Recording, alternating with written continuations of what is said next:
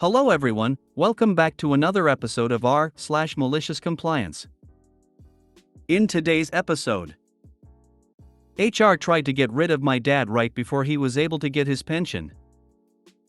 My last day daylight savings time. We just did what we were ordered. Before we get started, make sure to subscribe so you will never miss a video.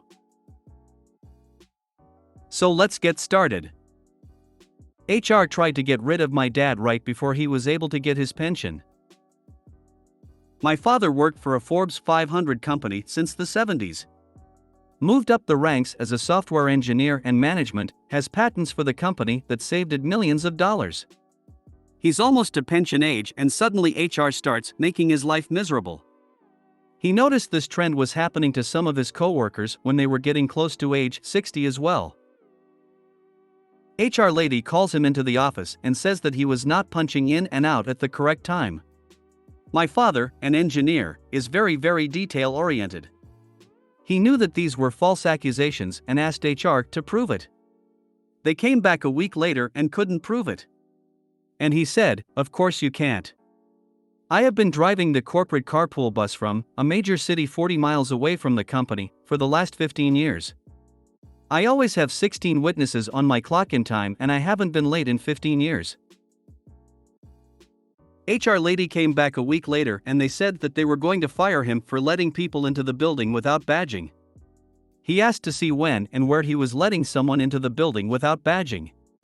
They showed that he held the door for his best friend who had also been working there since the 70s, who had his foot cut off after having type 2 diabetes.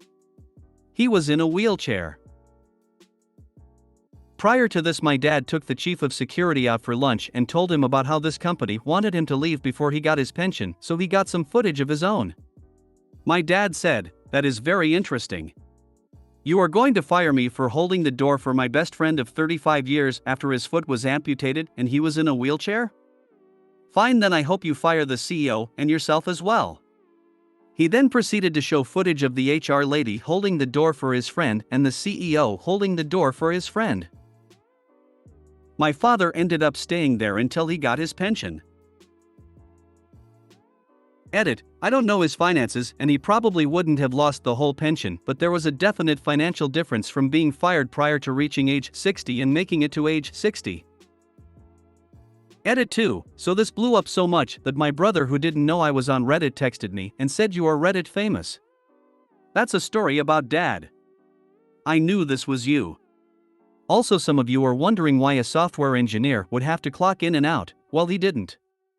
I meant to use the word badge in and out of the building. They went that far to talk with security to see his badge timestamps. There are more things that led to this getting bad, and I didn't want to write pages and pages, but it definitely escalated to this point.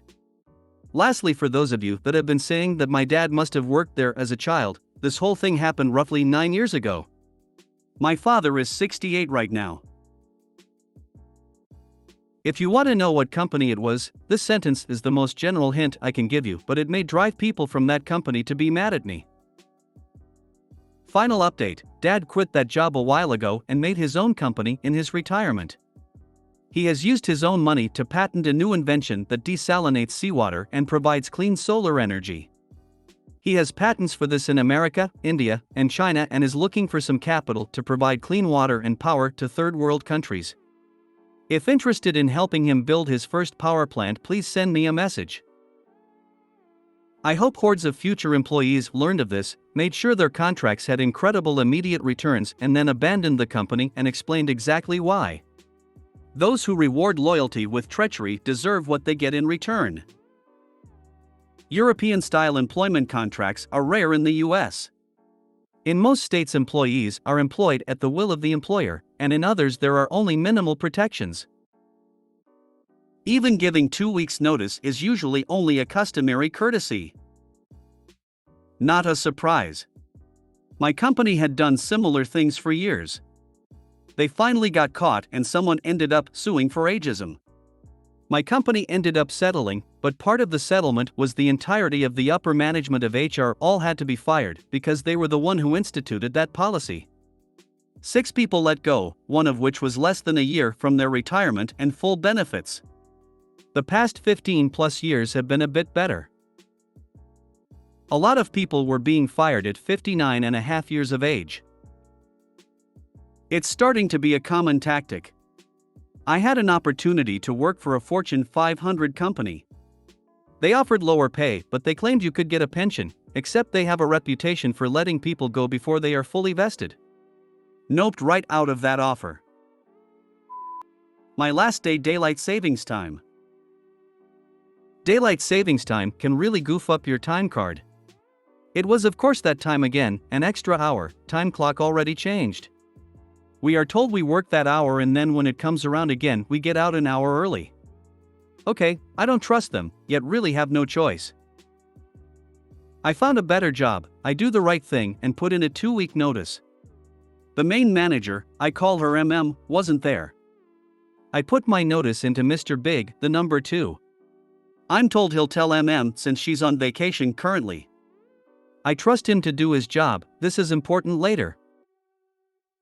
So, 2 weeks go by, it's my last day, also happens to be the get out an hour early day, right? Nope, MMIS there, I never said that. No Mr. Big said if we stayed that extra hour we get it back now, by leaving an hour early. She stares at me, smiled, and says if you leave I'll fire you. Now remember it's my last day. I'm tired, sore, and rather ticked over this HR. So I look at and say well since it's my last day, I think I'll just go. Guess who never told that I put my notice in, eat Mr. Big and she'd been back a week already. Her reply is what, you never put your notice into me. I told Mr. Big because you were on vacation. He assured me he would tell you. She replies I was on vacation and he didn't tell me so it didn't count. By this point I'm on my way to the time clock, I'm done with this K-store. I get my coat, punch out and head for the door. Hearing say you'll never work here again. Was that supposed to hurt me LMAO? However this is important for the next K-store story. I'll do that one next LOL.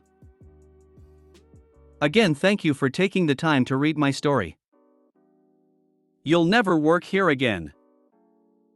Yeah, I know, that's the point. She sounds like the type that thinks I'll never shop here again. Is a threat. Hearing say you'll never work here again. Me, you're not making the persuasive argument you think you are making. We just did what we were ordered. This happened 30 years ago when I was in the Air Force. A little background, I was stationed at one of the worst air bases in the Air Force. I hated so much that I volunteered to go to Greenland. My morale was bad, but on the plus side was that I wasn't alone. Several of my co-workers felt the same. The one thing that made the base hell was my unit's captain and his band of flying monkeys. He was prior enlisted and had an ego so large he had difficulty walking through doorways. What was even worse was he had a line for major. The one thing the Air Force did to check on enlisted troops' well-being was to send out what we called MWR surveys. They were supposed to be voluntary, so no one in my unit did them. Well, one day the captain shows up and starts yelling at us for making the unit and himself look bad for not completing the survey. He ordered us to complete and send in the survey. Well, I guess the surveys were so bad that the Air Force HQ sent a team to inspect us. I was interviewed along with most of the enlisted personnel. In the end, the captain was forced to retire as a captain. One of the monkeys asked me why the captain was forced out and I said I don't know, I was only following orders. Nicely played. I have had jobs where they do surveys like that and you just know they really don't want to hear the truth, so you just end up going down the middle on all answers. Wish I had the brass to put the truth down once or twice. As that guy said in that film, you want the truth? You can't handle the truth. Those surveys can be just as brutal in the retail environment as well. Never have people answer questions that you don't want to know the answers to. Every time I answered truthfully, they would always bring it up during the debrief if enough people mentioned it and would almost always find a reason to disregard it or remove the comment on its way up. If you made it to the end of the video, thanks for watching. Don't forget to like, subscribe and share, and we will see you in the next video.